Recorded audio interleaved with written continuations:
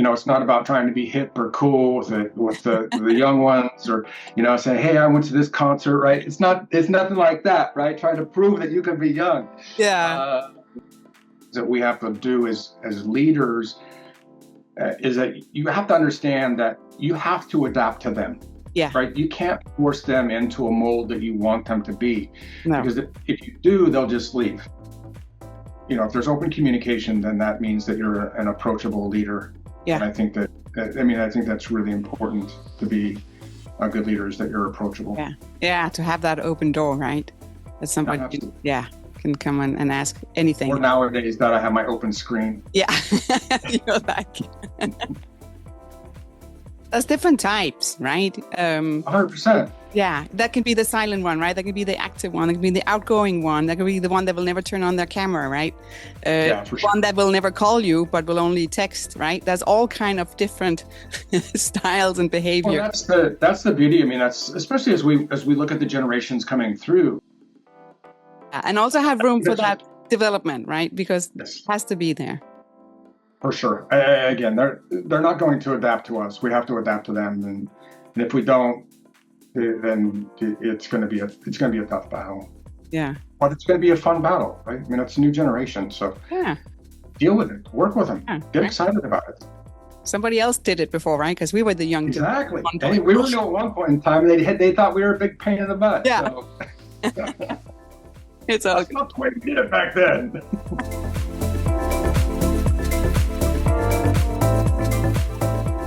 This episode is sponsored by Sega Electronics, a North American distributor of interconnect, power, and electromechanical products, and a provider of custom solutions. With more than 135 years of innovation and service, Sega delivers quality components and trusted expertise through its distribution confidence business model.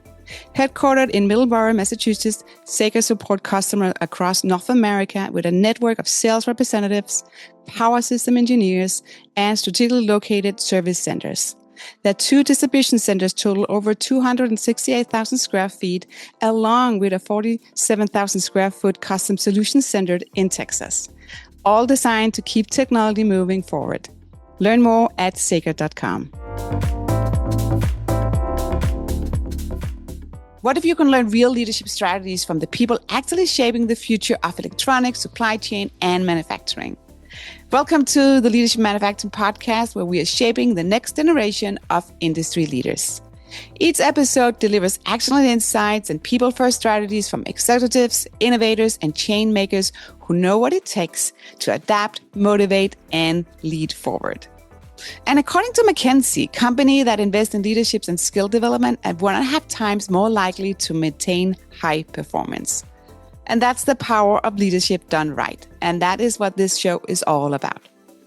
I'm your host, Sannah Vinding. I'm a strategic leader with over 20 years of experience in B2B marketing, product development, and helping people grow into confident, capable leaders.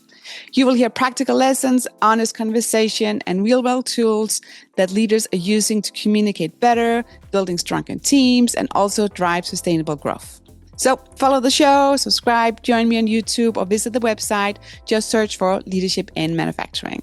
What if the future of leadership in electronics isn't about the newest technology, but about listening, adapting, and building trust? In this episode of Leadership Manufacturing Podcast, I sat down with Mark Adams. He's the Director of Global Channel at Advanced Energy, to explore how his career across distribution, manufacturing, and engineering shaped his leadership styles. He shares why the customer journey has shifted from B2B to B2C into B2E, which is business to everyone, and what that means for sales, marketing, and leadership today. We talked about empowering teams, bridging the generation gaps, and why adaptability is now the core skill every leader must master. And he also reveals the lesson that he tells his younger self, one that leaders at any stage can apply to grow, stay relevant, and earn lasting trust. So stay tuned. It's a great episode. Thanks for tuning in to Leadership Manufacturing Podcast. I'm happy to see everyone here, and I'm especially happy to see Mark Adams. He's here. So welcome, Mark. Hi there. How are you? I'm good. So glad to be here. I always want to start when I have a new guest, I always want to hear, what's their passion and what excites them about the electronics industry. So what excites you about it? I mean, what's not to be excited? I mean, we're in the heart of everything, right? I mean, we always get to see what's new before everybody else does. You get to go visit customers, you get to Yeah. deal with awesome people. Yeah. Just it's kind of the future. I mean, that's the thing that's always excited me about this thing is that, I had things under NDA. And people would say, it'd be great if they did something like, and I'd be thinking in the back of my mind, I wish I could tell them that it's going to be out in like 18 months. Yeah. So you're like making a note, right? I told you Exactly. so. Exactly. 18 months later. I knew that. Yeah, I knew that. You saw the future, right? For sure. That's what exciting. I like that. I really like that, to being part of it, because there's so much new innovation going on, but there's a long life cycle, right? Or also development cycle in it sometimes, or sales cycle in it. So for you, right, to sit there and say, yeah, I know they're working on it, but I can't say about it. There's so many good things in this industry. Yeah, for sure. For sure. Yeah. Okay. So I want to hear a little bit more about your leadership styles, because I know you have distribution, you have manufacturing, and you also have engineering leadership. That's some of your background, right?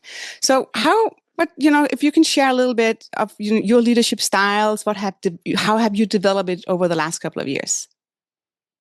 Yeah, that's one of the great things with a diverse background is I every time I've made a change, right? So I started out in distribution, I was then a rep, then I went to a manufacturer, and I also ran a factory and an engineering team.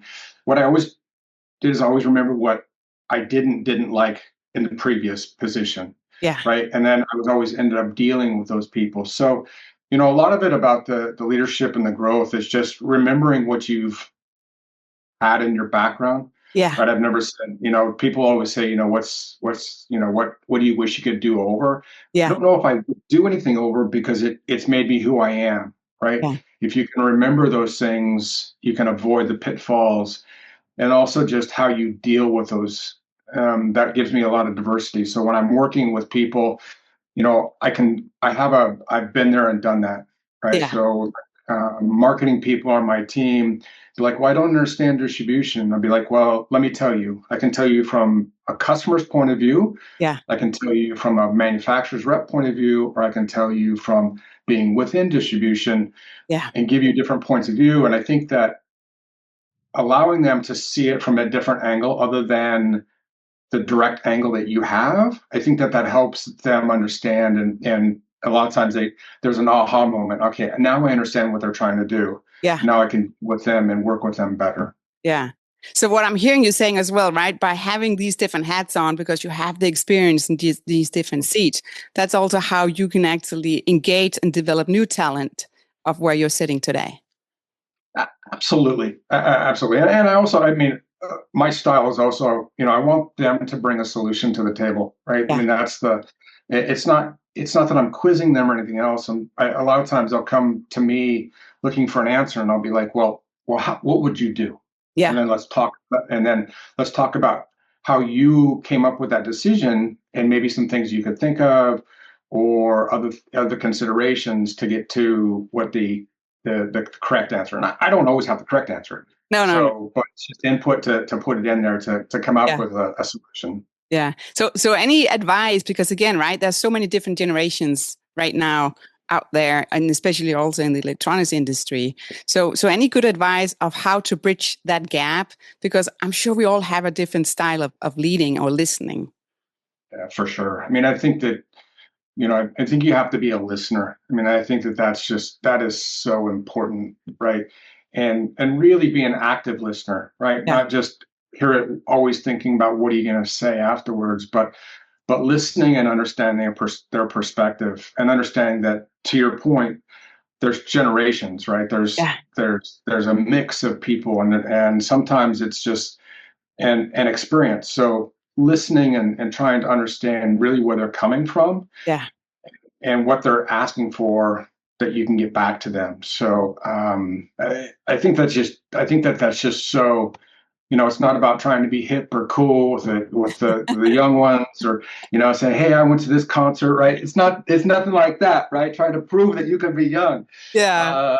But it's more about but being there and understanding that different generations act differently. Yeah. Some of them want Yeah. help, some of them don't. Some of them want to be independent. Some of them want to, Yeah. have that input.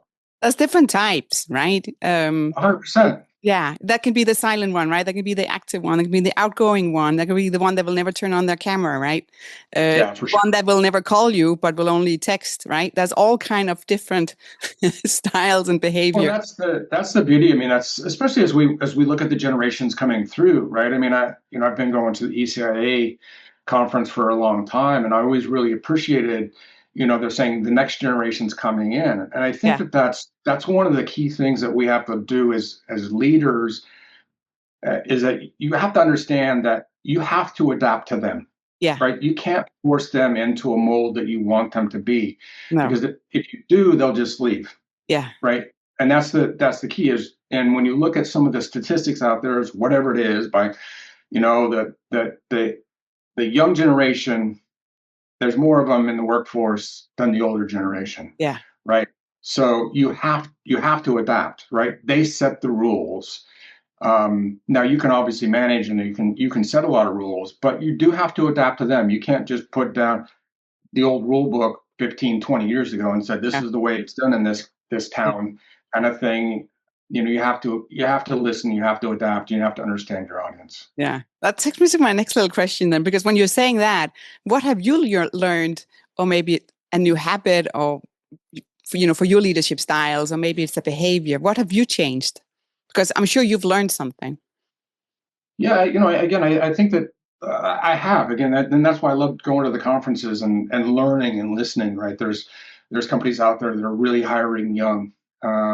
There's input, and you can understand, it's like, okay, this is how they communicate, right? They want to do Yeah, it in these groups and everything else. I think, broadening your horizon and gathering that information has been really valuable to me, yeah, because now we understand the perspective and what they're coming from. And not everybody fits a mold, right? It's no no, different than, yeah, they can't put a clear definition on every generation and say this is what the person is. yeah, But it may cover 70% of their personality and their background and their friend group and everything else. So if you have that background, and you can begin to adapt and understand yeah, some of the ways that you can deal with them and work with them. So I think the biggest thing for me has been a lot of reading, attending a lot of conferences, and gathering that information, because yeah, it's not only people that I work with, but it's also the customer base. yeah, yeah, yeah. So let's talk about the customer, because I think the whole customer journey, right, have changed a lot over the last couple of years. It's based on, we had the COVID, right? So how you actually had to communicate and reach out to customer have changed. Now a lot of people are back in the office, but again, somebody is sitting and searching or having a problem and looking for solutions. A lot of it happens online still, right? Or they know maybe one person they want to contact, but the whole customer journey has changed. So how do you coach your team to say, okay, this is how you build, these business relationships, and how to expand and create this growth within the organization? Yeah, and it started to change even before COVID, right? I mean, because there's always been these two pillars, right? You've had a pillar for B2B, and you've had a pillar of B2C. Yeah, But I think that what Amazon has done is they brought everything together, and that's now a B2E. So it's a business to everyone, yeah, right?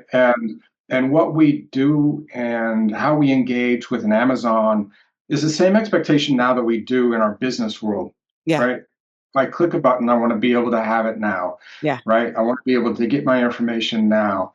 I mean, a lot of the statistics, right? What 85% of the buying journey is done before they ever reach out to yeah, somebody. yeah, So a lot of that information and content is structured because of what Amazon has taught us, yeah, right? So so I think that a lot of it is that, how do you get that action in the last 15%? Right? How can you be trusted, yeah, whether whether you're a company, and because people look at companies almost like people now, right?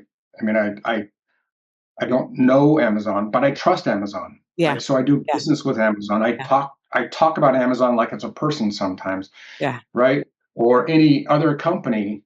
Apple or whatever. So Yeah. I think that it's just that relationship and that trusted that I can go there, I can get what I want, Yeah.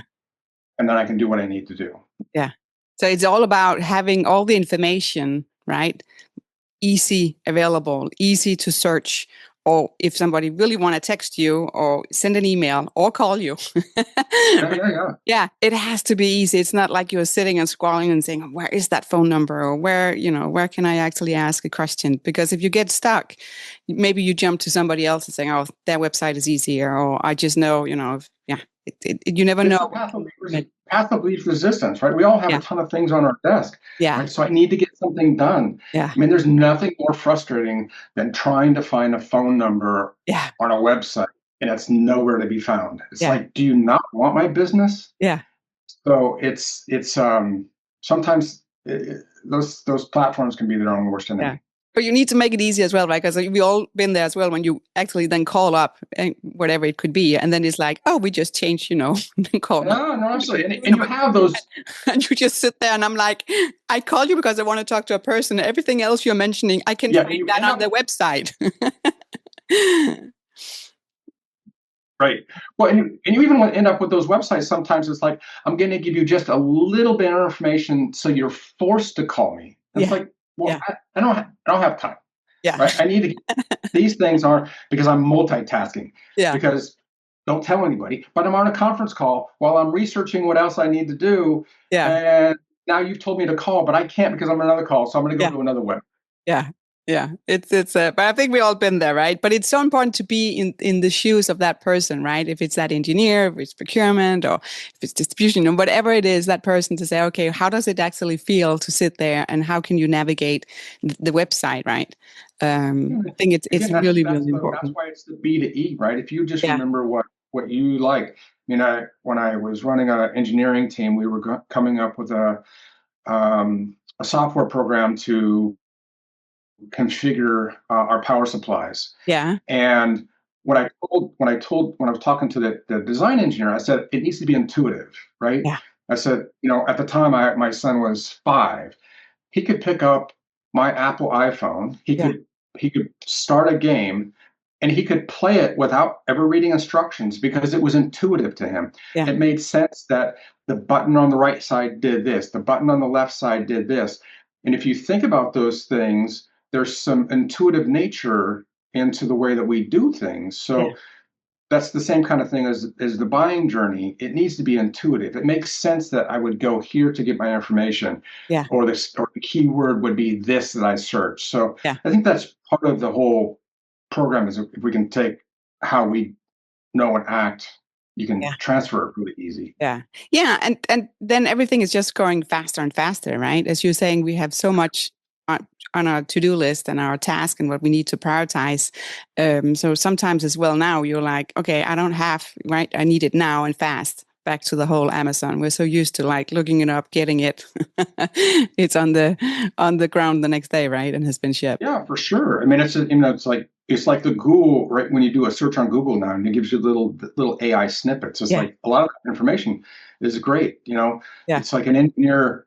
Sometimes an engineer's like, well, I need something to explain to the customer how to do this, right? And they're like, well, we have this 3-page, white paper. Well, I don't want a 3-page. I just want Yeah. a Sure. paragraph. And if Yeah. the paragraph gets them enough information, great. If not, then they'll go. Yeah. But it needs to be, it's the short attention span theater, right? Yeah. Everybody has these snippets of time, and it's like, I need just a nit that I can go on to the next thing. Yeah. Yeah. No, it's we're all in the same boat, right? So let's make sure we make it. Yeah.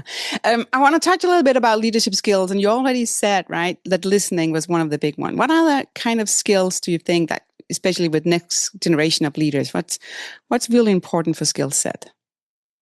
I think it's empowerment. I think empowering them to be able to drive whatever they're doing, right? The Yeah. micromanagement is really difficult, right? So empowering them to make decisions, giving them a project, right? Letting them check in, and even having an expectation that that's how you want, because trust is a powerful tool, Yeah. especially with the younger generations. right? And actually all generations, right? If they know that you trust them, they'll operate differently, right? They'll operate with confidence. Yeah. But they'll also then take that expectation. That begins to set that level of expectation with them. Now, you always need to be there along the way, Yeah. right? You always need to listen to them. You always need to have, a sounding voice, Yeah. and you can't be critical necessarily at the outcome, because you also have to look at yourself and say, did I give them enough information in the beginning to get what I was hoping to get out of it? So I Yeah. think that there is a reflection to that whole process as Yeah. well. Yeah, it's important, right, to see, because if you're like, I don't know if the word is disappointed, but you were like, you landed somewhere completely different as where you were like, that's not what I was, that was not the route or the path. And then, Yep. as you're saying, right, saying, okay, what did I actually give as input in the beginning? Maybe you were not clear, right? Or you needed to give a little more direction. And again, back to that person, right? We're all different. So you need to be sure to read the room to figure out Oh, for sure. what kind of, For yeah, sure. And that's part of that check-in too, right? The more complicated the project, you need to have that check-in. You can't just wait for 2 weeks if you no, know that that's a complicated project, yeah, and have that expectation that it's going to be perfect at the end, because that's not within reason. no. That's quick pause. If you're enjoying the conversation and picking up new leadership tips, go hit that follow button. Please, just one click. And if you want more, come hang out with us on YouTube. There's a lot more leadership tips. Just search for leadership in manufacturing. Back to the show. So how do you learn, as within your role and different roles that you have, and all your experience? But I'm sure you're still learning. So Always learning, always learning. I love to network and I love to talk to people, right? So, going to conferences, I learn a lot at conferences. I have a strong network of people that I've dealt with throughout my career, that I try to get together with. Part yeah, of the conversation is always, hey, how you doing? How's the family? Because a lot of these people have been friends for a long time, and I know yeah, their history, and I know the goods and the bads and everything else. And then a lot of it is about, the industry. What are you seeing? How you doing? I've dealt with this or something like that. So I think that having that strong network has helped me out a lot. yeah, Um, and then again, the ERA conference, the ECIA conference, yeah, you know, add some other conferences that are peripheral. You don't always get. It's never a home run, but if you can bring out some key tidbits, yeah. then I think it really starts to make you think. Yeah. And it gives you inspiration as well, right? Because if you're just sitting in your own silo in your office, right, or your own organization, going out to this kind of network is great. And it makes you, like you said, right? This industry moves really fast, Yeah. and that's why I jumped quick on the, hey, next generation is coming. We have to adapt to them. They're not going to adapt to us concept, Yeah. um, right? Which also then builds into how do you build a structure that's self-supportive to support the customer base and things like that. So I tried to jump on that early, but that was because I went to a conference and it really made me think. And there's certain things that make you think. And I think those that are starting to adapt to those concepts, when you grab those nuggets, you'll Yeah. be ahead of your competition. Yeah. And and the new generation is also very loyal, right? So if you get them first, they're going to stick with you until you've done them wrong. Yeah. Don't do them. So Be a good person. yeah, absolutely. So going around with the whole leadership and listening to that, how do you know if you're a good leader? Boy, you don't. You never do. I mean, No. you believe you do, but again, is that arrogance? Is that being blind? Um, I think I always assume that I've missed something, Yeah. right? Um, but without trying to micromanage. And I think that if people are sticking with you, if people want to work for you, if others are talking to you and say, hey, I have a son or daughter, or I have these people. Do you have any openings on your team? I think that becomes a reflection Yeah. of if you're doing a good job, right? Yeah.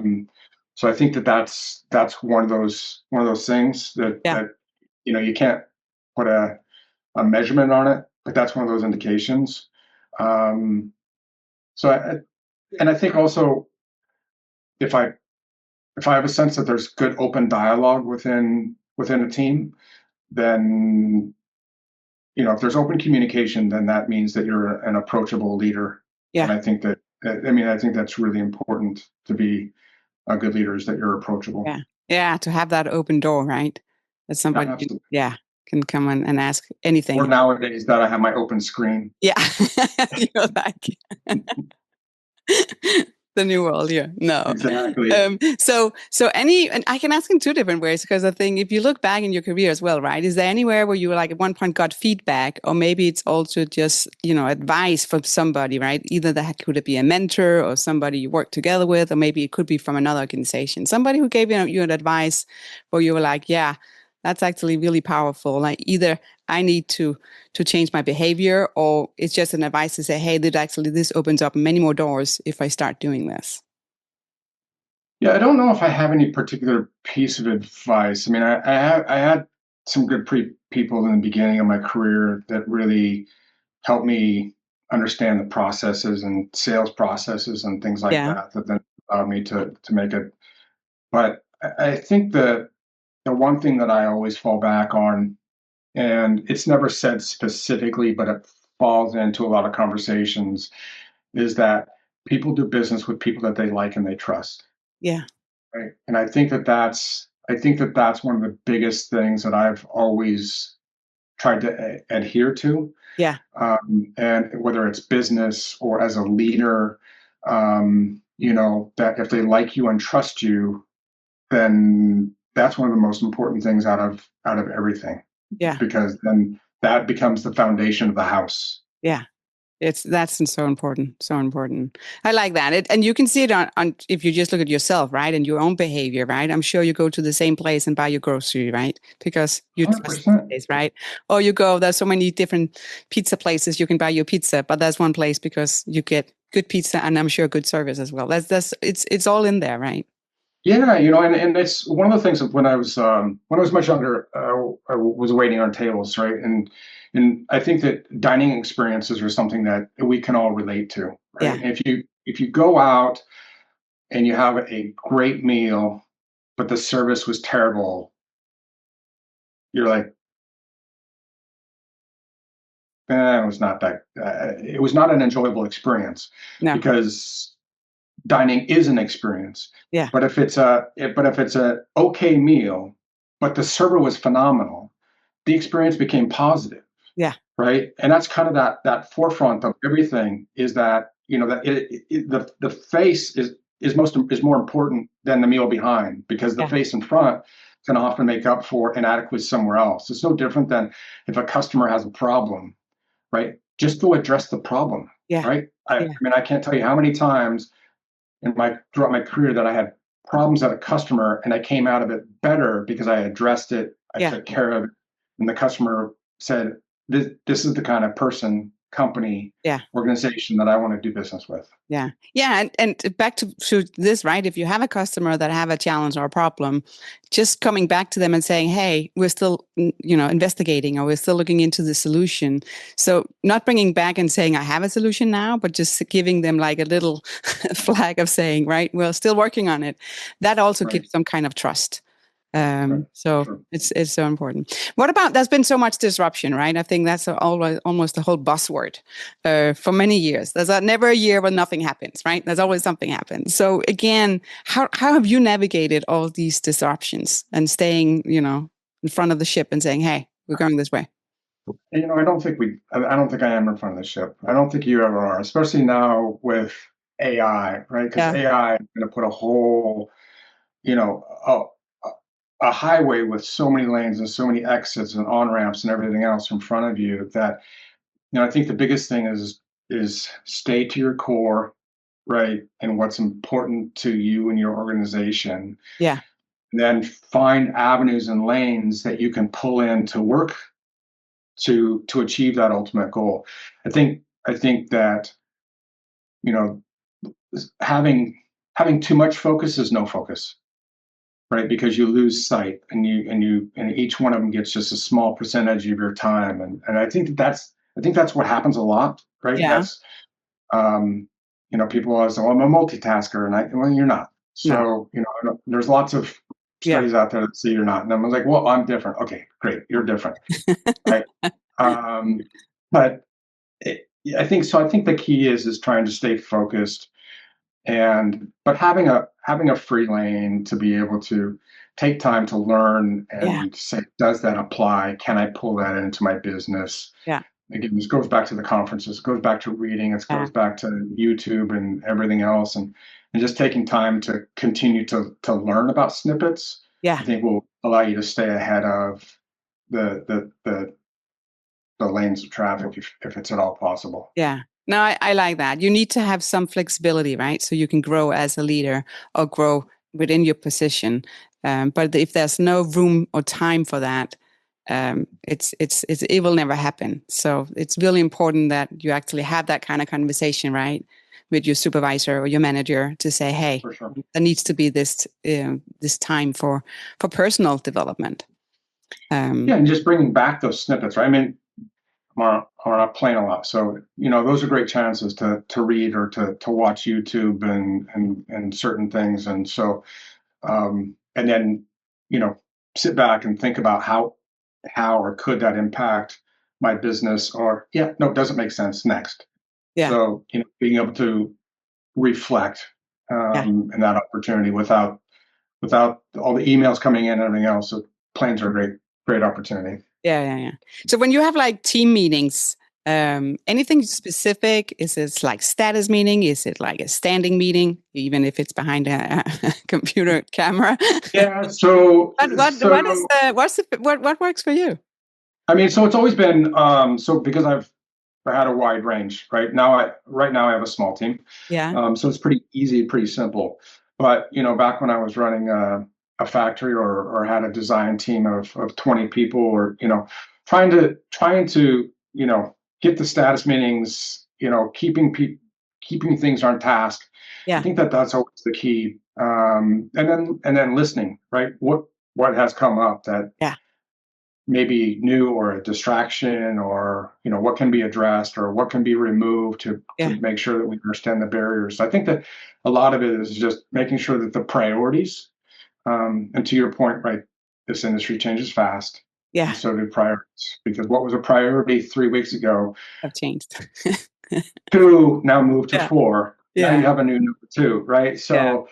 Um, so I think that and being empathetic as part of that, right? Yeah. Especially somebody that's like, well, I've been working on this, and I'm like, I understand.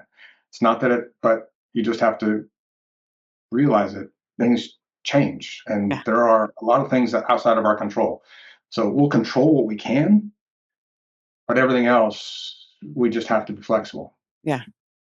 Yeah. No, it's how it is, right? I also think that things are changing. And you can have your status meeting and you can sit there, oh my God, right? That could have been an email, right? Or you could have looked at that board and saying, okay, this is where we are. So having the meeting or the conversation saying, right, what's the roadblock, right? What's the next that needs to be solved? And also sometimes ask and saying, what is it that we do not know? Because Right. having that, because it can be, if we knew that, right, then we had maybe that answer, or we can run faster, or we can find a good way to create a solution for the customer. So it's in the wording sometimes to say, what do we not know, and then solve it. And it's a great chance to celebrate things that have been good, and it's also an opportunity sometimes to hear the frustration in someone's voice Yeah. on something that, because an email of, yeah, I'm going to be a week late, versus ask them in a meeting, I'm going to be a week late because, Yeah. and then they go through this diatribe, and you're like, whoa, okay, I had no idea, right? Yeah. And so you start to understand, and you can break those things down, because yeah, and an email can hide so many things. Yeah. And And it's all back to communication, right? It is the power of everything together with listening. Yeah, for sure. For sure. So, okay, I have the last question, Mark. So it's always my favorite one as well here, because I want to ask you, if you could go back in time and you looked at yourself and saying, oh, what kind of advice would you have given yourself if you say 10 or maybe 15 years ago? When I look back, it would have been more about branching out, right? My previous company allowed that a lot, and from the time that I started until over 12 years, my job role and changed a lot. And I think that that's always been one of those things, is that you don't know what you don't know, Yeah. right? So always put yourself out there. Yeah. And never just accept the lane that you're in, because when I haven't accepted the lane that I've been in, or I've been forced to change lanes, it's been some of the best movement that I've had in my growth and in my career. And that's no different than when I joined AE. From what I joined till now, it's been a world of change for me, and Yeah. and within the organization, because I believed in the structure. I believed in people to the point, what makes a good leader. Yeah. Right. When I interviewed with the leaders, I liked them, I trust them, and when they said, "Hey, we think this can go somewhere," I believed them. Yeah. And it has. So it's been exciting, and it keeps me in the lanes that I want to do, and keeps me in the areas that I want to get up in the morning and go do business with all these distributors and with the teams and everything else. So yeah, that's good. That's a really good reflection as well, looking at that. So yeah. Thank you so much, Mark. This was exciting. I really liked with all the generations as well, that we all have to lean in and actually learn from the younger generation. That is so important. And just push ourselves, right? And then I think so. Yeah, and also have room for that development, right? Because Yes. it has to be there. For sure. Again, they're not going to adapt to us. We have to adapt to them, and if we don't, then it's going to be a tough battle. Yeah. But it's going to be a fun battle, right? I mean, it's a new generation, so yeah, deal with it, work with them, get excited about it. Somebody else did it before, right? Because we were the young. Exactly. And we were new at one point in time. They thought we were a big pain in the butt. Yeah. So it's all that's not the way we did it back then. No, but thank you so much. This was really great meeting you and having this conversation. Absolutely. Thank you. Appreciate it. Yeah. Today's episode is brought to you by Saker Electronics. For more than 135 years, Saker has been helping connecting technology and people. They're a trusted North American distributor of interconnect, power, and electromechanical products, and they also offer custom solutions to meet unique needs. With a reputation for quality innovation and customer service, Saker delivers the confidence that technology will work when it matters the most. Learn more at saker.com. Thanks again for listening to this episode. I appreciate so much that you're here. And we are doing so awesome on YouTube. We have over 150,000 views. So be sure to follow us on YouTube, on the YouTube channel called Leadership Manufacturing. And of course, you should sign up for the newsletters as well, right? Because you want to stay in the loop when we have a new episode that comes out, or when we actually are sharing some leadership tips. So again, go to leadershipmanufacturing.com, sign up today. And thank you so much for staying and listening to everything, the full episode. And remember, stay curious, keep learning. See you next time.